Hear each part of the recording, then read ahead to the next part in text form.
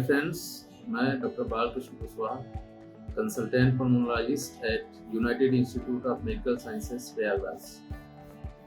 आज 1 अगस्त World Lung Cancer Day के रूप में मनाया जाता है। इस डे को मनाने का मुख्य उद्देश्य ये होता है कि हम लंग कैंसर के बारे में अवेयरनेस फैला सकें आम लोगों के बीच। तो जैसा कि आप जानते हैं कि लंग कैंसर बहुत ही जानलेवा बीमारी है, तो आज हम इसके बारे में, प्रिवेंशन के बारे में, लक्षणों के बारे में और इसके इलाज के बारे में बात करें। अगर हम आंकड़ों की बात करें, lung cancer leading cause of death world wide. जितनी भी कैंसर की डेथ होती है उसमें लंग कैंसर नंबर 1 पे है।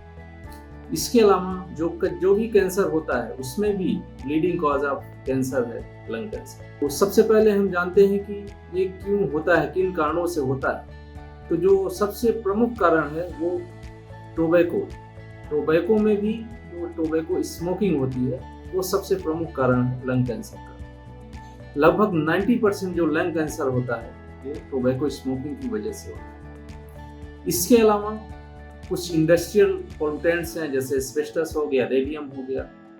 इसके अलावा कार्सिनोजेनिक केमिकल्स हैं या एयर पॉल्यूशन है, उसकी वजह से होता है। अगर हम लक्षणों की बात करें तो इसमें जो मुख्य रूप से होते हैं, पेशेंट को क्या सिम्टम प्रेजेंट करेगा, उसमें कफ हो सकता है यानी खांसी, सांस में दिक्कत हो सकती है, सीने में दर्द हो सकता है या कभी कभी खांसी में खून भी आ सकता है।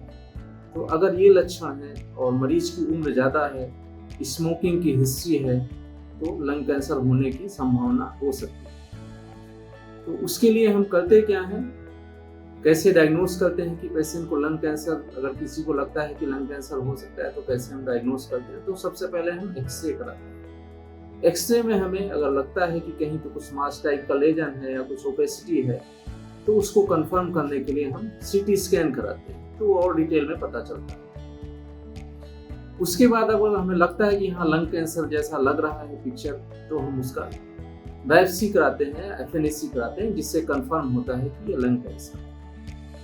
अगर कंफर्म हो गया तो उसका फिर ट्रीटमेंट करते हैं। ट्रीटमेंट में रेडियोथेरेपी है, कीमोथेरेपी है, सर्जरी है। It depends on the stage कि किस स्टेज का लंग कैंसर है और किस टाइप का है, उसके हिसाब से ट्रीटमेंट प्लान करते हैं।